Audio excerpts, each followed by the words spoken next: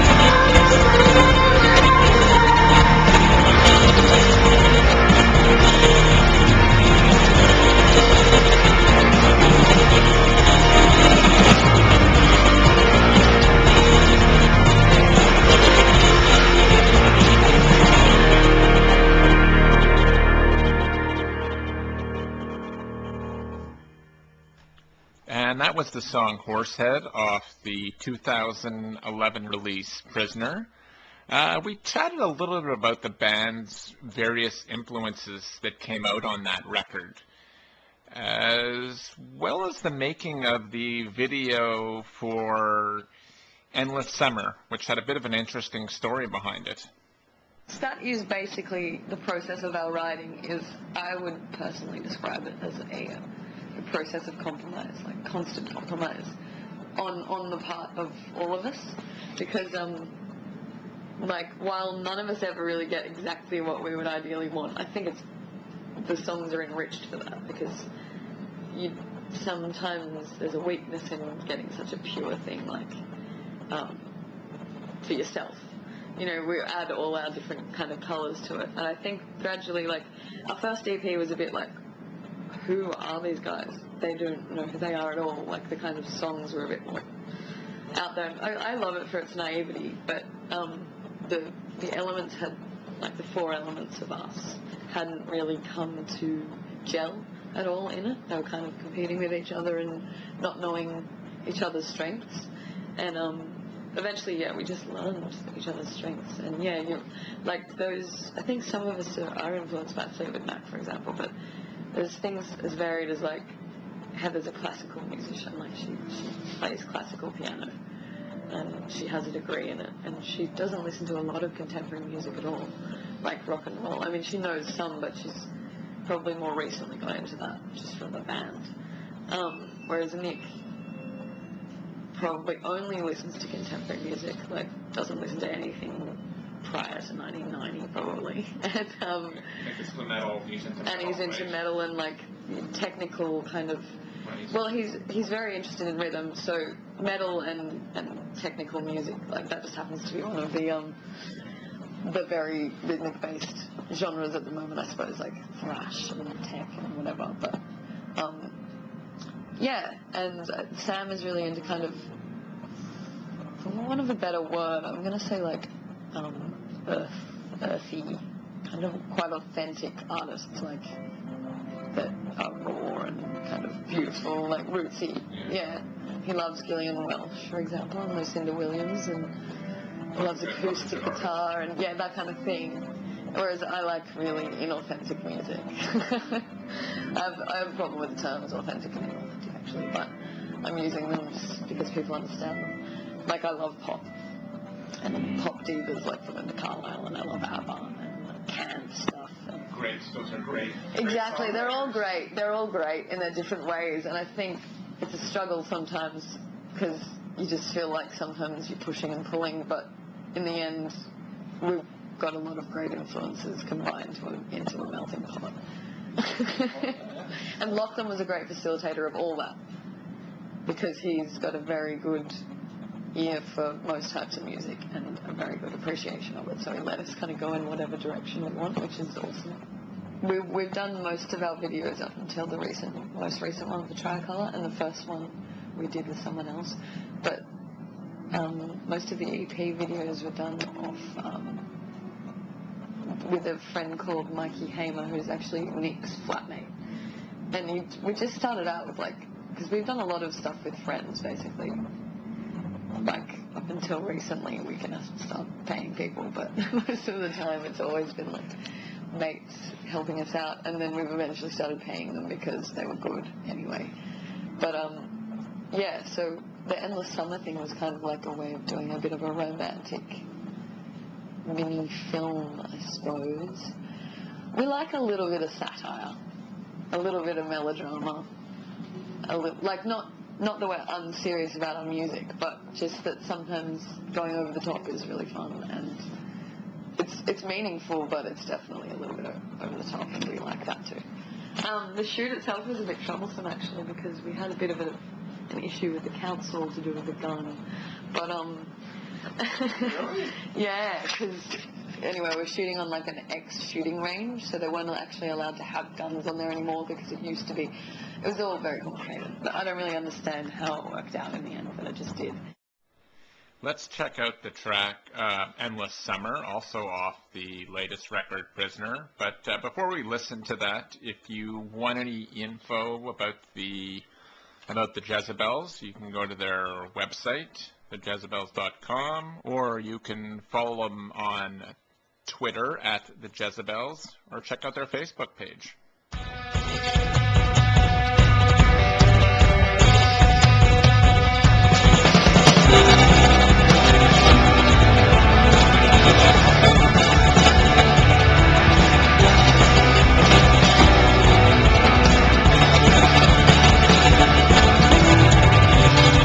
And in the morning I'll be waiting for your never-ending wait, for our passage to arrive. How can I explain it? You came home for the end of summer. All the while saw a different color in the street. Got a secret to repeat in my mind. You're the flash of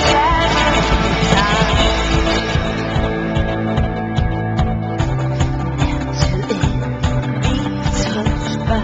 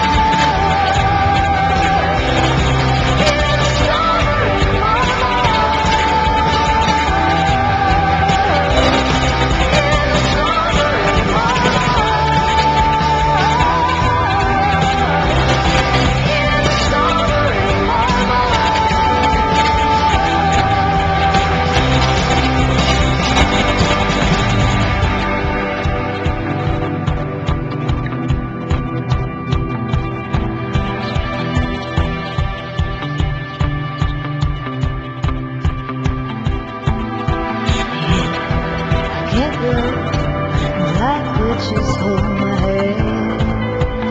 Yeah, I get no, feel no understand. Love, disco, make metal pieces burn now. Let's listen to the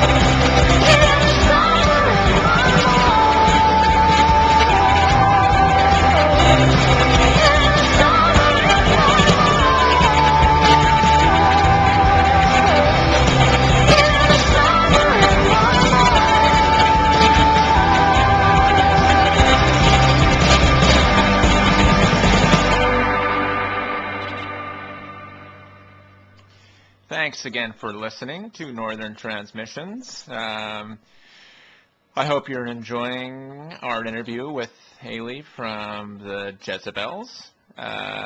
Please check out our website at www.northerntransmissions.com, where there happens to be a live review of the band's recent show at the Commodore Ballroom. As well, you can check us out on Twitter at Northern Trans. We talked about the band's releasing of 3 EPs before actually releasing a full-length album, which is kind of a different way to go, as well as the music scene around their hometown of Byron Bay. It was after the first EP, and we were thinking about whether we should make an album. And we all happened to be in the car, like our manager and Lachlan and us, for some reason, because we were touring together. And we sort of said, yeah, well, I guess we should do an album. And none of us felt at all prepared to do that. And because we were really slow writers up until recently, when we had to write an album. We became really fast writers all of a sudden. But and we also hadn't really developed our sound that much, and I think we just felt like we could use a bit more time. And so we're like, well, maybe we should do another EP. And then we were like, well, maybe we should just do like 3, like a trilogy of EPs. I think there was a joke that we would never do an album at some point, but we realized that you have to do an album to be taken seriously.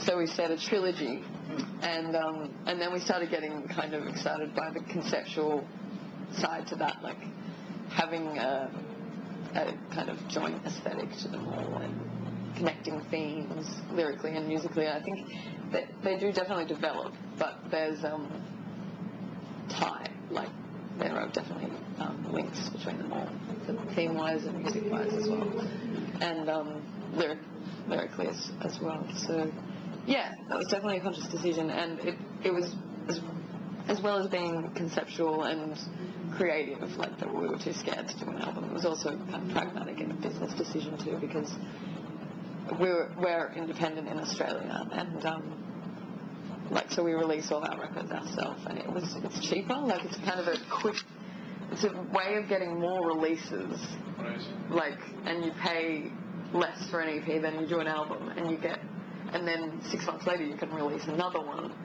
and 6 months later you can release another one, and so instead of paying all that money up front and only getting one release, which means only one set of media, maybe 2 tours if you're lucky, a couple of singles, you've got the potential to kind of get more attention of 3 releases than you do 1 album that might be crap anyway, because you haven't actually developed your sound that well. So yeah, it was totally purposeful decision for many reasons. We all have pretty varied accounts of that, because we were young, so like there's only a certain amount of music you can actually see when you're under 18, and I kind of got, like, Sam went to the Blues Festival a lot, because Byron's quite a good cultural place. It's a small town, but it's got a lot going on. A lot of people visit. There was a Blues and Roots Festival there that happened every Easter, and Sam went to that every year with his family, hence his kind of rootsy background. But I didn't really go to that much or take part in it. I was kind of... I listened to, like, the top 40, and I went to hardcore shows. Like, there's a pretty strong hardcore kind of culture there that I feel ambiguous about, particularly as a girl. Heather was quite insular in her. I think she went to the Blues Festival and that kind of thing, and she liked kind of Missy Higgins. And, do you know Missy Higgins? Australian sort of, I'd call her a folk singer-songwriter, that kind of thing. The Waifs, some indie stuff from Australia, but mainly she listened to classical music and kind of stuck to her own little world, so she didn't really get caught up in the hardcore thing. But I sort of went to a few shows, and I felt really alienated by the whole culture, and I've sort of become a bit of a reaction to it in a lot of ways. I mean, I can respect it like any tradition of music in ways, and I do have a love for it in some ways, but I also have this kind of anger towards it, because I felt like it fostered, particularly among the young people, because that's who was into hardcore, like just a kind of misogyny and sexism that is already quite prevalent in the surf town anyway. So I'm not going to blame hardcore totally, but yeah, it was pretty intense. And then leaving and going and doing like a degree in kind of arts where I learned about history and gender studies, I was like, oh, they were totally sexist.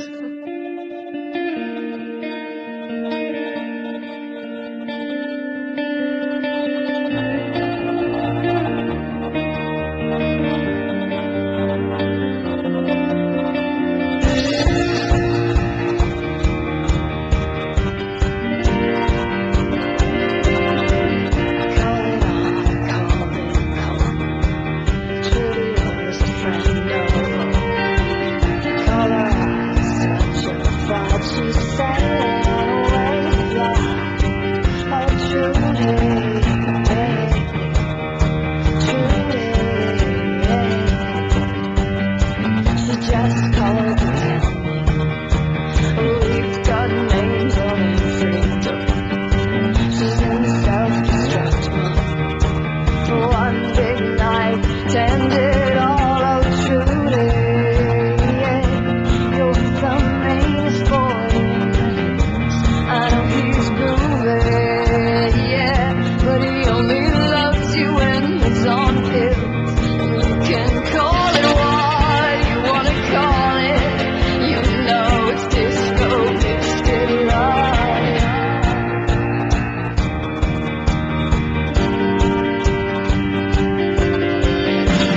Truly was a different road. Truly she would try it all. Leave your head in the smoke room. Leave your heart at the door. Oh, truly,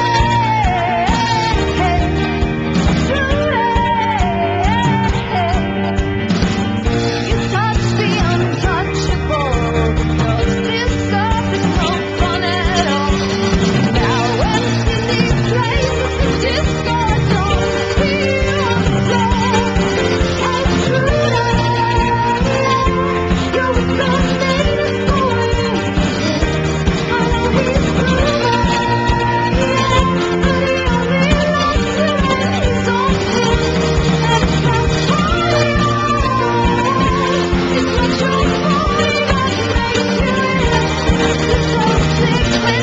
ill. You're so sick when it's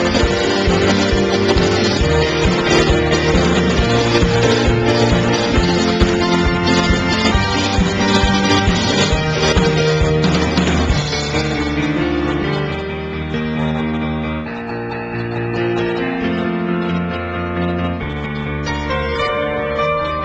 biscuit She's falling from grace at the disco. She's out of the place at the disco. Saw your face in the crowd. I called out, beats too loud. I saw your face in the crowd. I know it's gonna be alright. Oh, truly, you're the meanest boy in the hills. I know he's groovy, but he only loves you when he's on pills. It's not funny, it's what your body that makes you ill.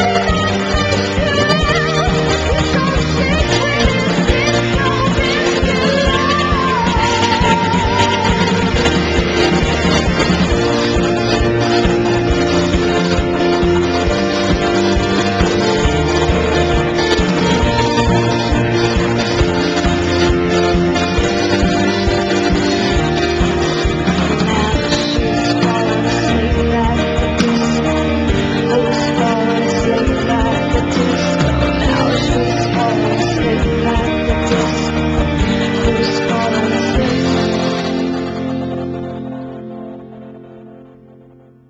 And that was Disco Biscuit Love. Love that song title. Off the 2009 The Man Is Dead EP. Thank you again for listening to Northern Transmissions. We always appreciate your listenership. We finally discussed the band's playing live. They're including their show at the prestigious Electric Picnic Festival in Ireland, as well as playing the odd smaller club show. We've been playing some smaller venues across the US the last few days, so this will be the first theatre show we've ever done outside of Australia. Hopefully the crowd will be here for us. But yeah, I won't know until we're up there, but pretty amazing. To me, it's less about, I don't mean to say this the wrong way, but don't mean anyone to take this the wrong way, sorry. It's less about quantity and more about quality of the crowd. Like, if they're just sort of sitting there, even if there's heaps of them, just kind of folding their arms and waiting for you to impress them, which they often are when you're supporting, so that could be interesting tonight. It's harder to conjure up the energy to win these people over, but you try. you just kind of try and make your own thing. But when they're really excited, you just can't help having a good show and being really energetic. So I would say, yeah, I suppose when a big crowd is really energetic, it's a little bit more overwhelming than when a small crowd's energetic, so it could be the best show of your life ever. But we've had amazing shows in tiny venues when just like 5 people were screaming out in every song. That was one of those moments where you're like, WTF? We are on we're in Dublin playing with Sinead O'Connor and the Arcade Fire and Pulp, and it was crazy. That lineup was crazy. Is that what you were asking? Or was PJ Harvey? I can't even remember. I think someone else created who did Born Slippy? Underworld. It was just massive. I can't even remember. But yeah, that was amazing for us, and playing in Ireland, because that was our first, I think, first Irish show. Thanks again for listening to Northern Transmissions, and that's our interview with Haley from the Jezabels. Please check out their website for any tour information, and you can follow them on Twitter at the Jezabels or their Facebook page. As well as please check out www.northerntransmissions.com. Thank you to Spencer Carson, as usual, for the bang-up job. And I'm Charles Brownstein, and we will see you later.